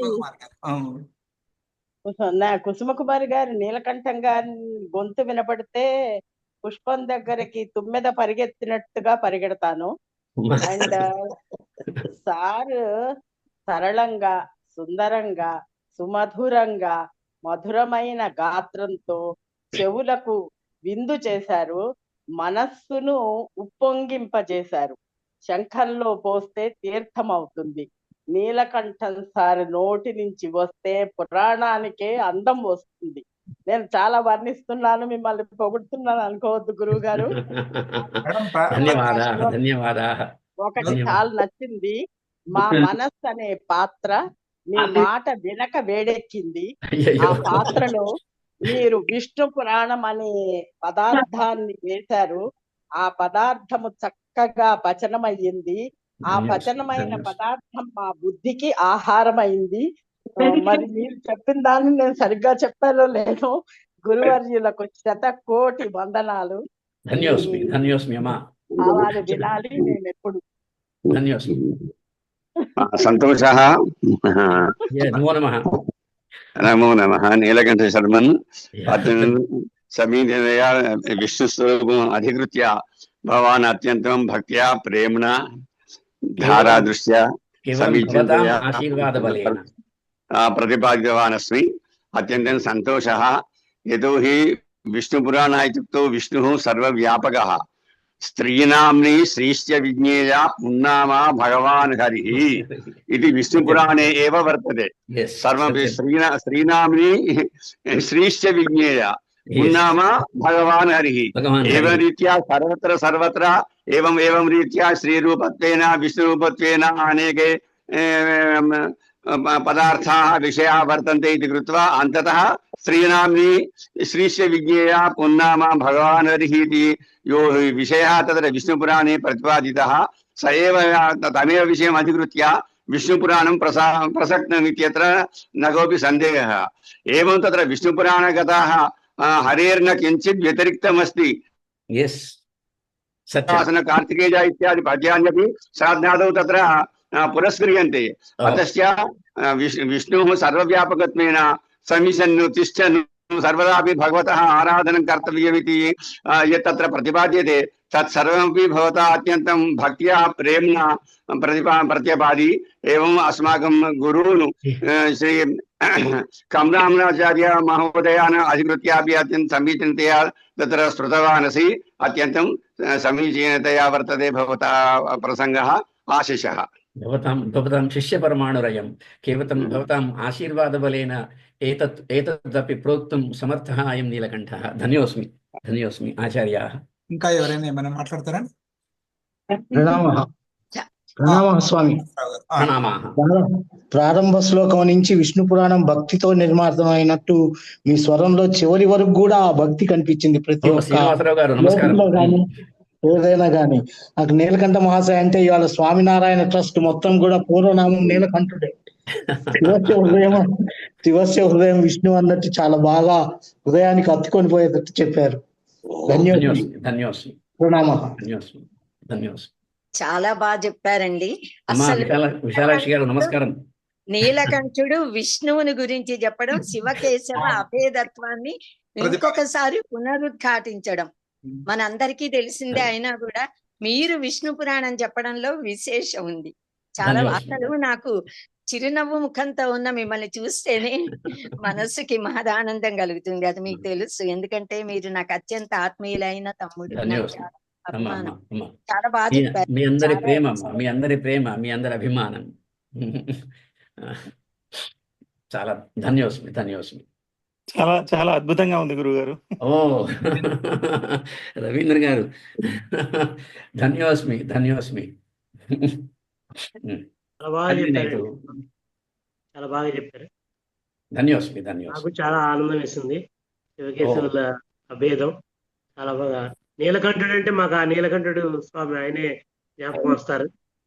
అయ్యా చాలా బాగా చెప్పారు. ధన్యోస్మి. ఓకే సంతోష్. వ్యాఖ్యాన వైభవాన్ని గురించి శ్రోతలే ప్రమాణభూతంగా అయినటువంటి వాక్యాలను అందరినీ కూడా ప్రతిపాదించారు. అదేవిధంగా గురువు గారు పురుషోత్త శర్మ గారు, తర్వాత విశాలాక్షి మేడం గారు కూడా. దీంట్లో ఒక విశేషం చెప్పుకోవాలి నేను. సంతోష్. సార్.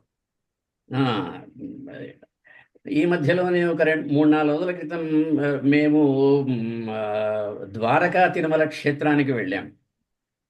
ఆ ద్వారకా తిరుమల క్షేత్రానికి వెళ్తూ వెళ్తూ ఇదేదో చదువుకుంటానులే అని ఈ విష్ణు మహాపురాణం వెంట పెట్టుకొని వెళ్ళాను. కారులో వెళ్ళాను ఇద్దరం, నేను మా ధర్మపత్ని రమాదేవి. నేను పుస్తకాన్ని పెట్టుకున్నానే కానీ నా చిత్తం అంతా కూడా డ్రైవర్ మీదనే, వాడు ఎలా నడుపుతున్నాడు, ఎట్లా పోతున్నది బండి అని. పక్కనే కూర్చున్న తనేమో విష్ణు పురాణం అంతా కూడా చూసి, ఇగో ఇవి చెప్పండి, ఇవి చెప్పండి, ఇవి చెప్పండి అన్ని టిక్కులు పెట్టించింది. ఈ 2 రోజులుగా తాను చూపించిన కొన్ని విషయాలన్నీ కూడా కొంచెం సంక్షిప్తంగా చేసుకొని ఇవాళ మీ అందరి ముందు వచ్చాను. అది ఆ ద్వారకా తిరుమల క్షేత్రానికి వెళ్ళినటువంటి మహత్వం వల్ల, గురువుల ఆశీర్వచనం మీద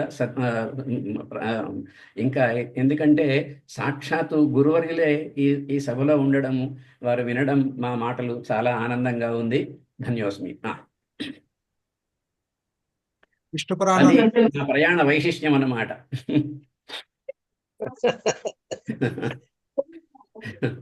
విష్ణు పురాణంలో ప్రధానమైన అంశాలను, అదే విధంగా విష్ణు పురాణంలో ఇంకా మిగిలినటువంటి విషయాలు ఏవైతే ఉన్నాయో విష్ణు ధర్మోత్తర పురాణంలో అంశాలన్నిటి కూడా స్పృశించి ఇందాక చాలా మంది చెప్పారు, భక్తితోటి ప్రేమతోటి గురుగారు కూడా చెప్పారు. కాబట్టి ఇక్కడ భక్తి యొక్క ఆవశ్యకత అనేటువంటిది, అంటే చెప్పడంలో అనుభూతి చెందినటువంటి వారే ఆ విధంగా చెప్పడానికి సాధ్యమవుతుంది.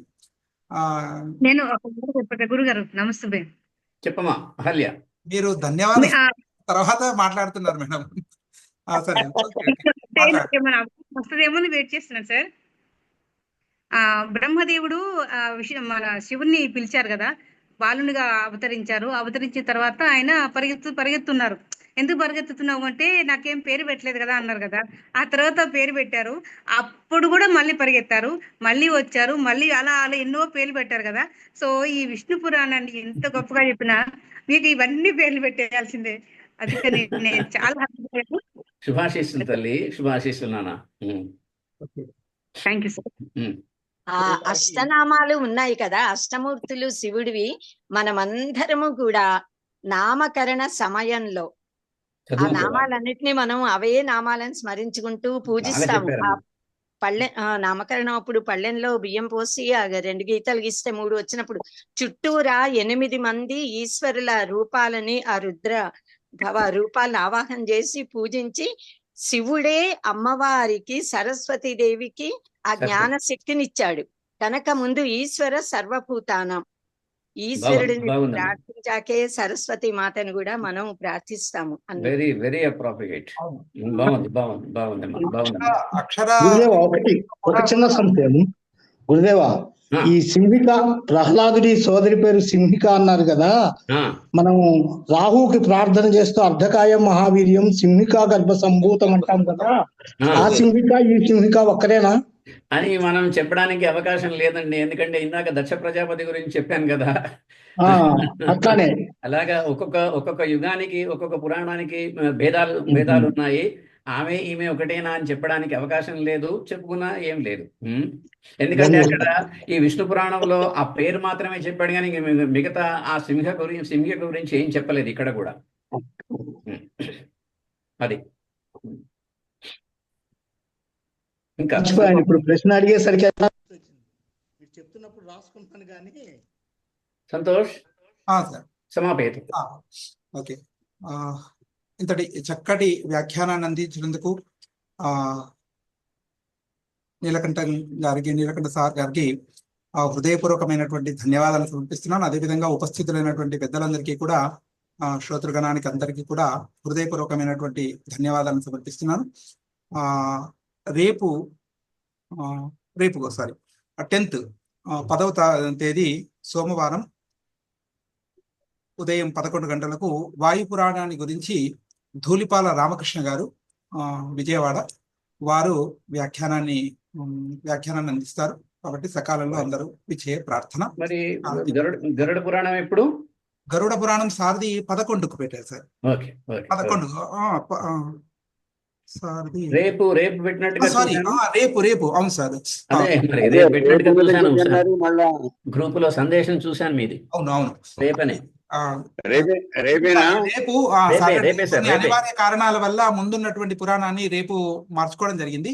కాబట్టి రేపు మహామహోపాధ్యాయ పురుషోత్తం శర్మ గారు గరుడ పురాణాన్ని గురించి వారు వ్యాఖ్యానాన్ని చేస్తారు. కాబట్టి సకాలంలో అందరూ విచ్చేయ ప్రార్థన. సర్వే భవంతు సుఖినః, సర్వే సంతు నిరామయాః, సర్వే భద్రాని పశ్యంతు, మా కశ్చిత్ దుఃఖభాగ్ భవేత్. ఓం శాంతి శాంతి శాంతి.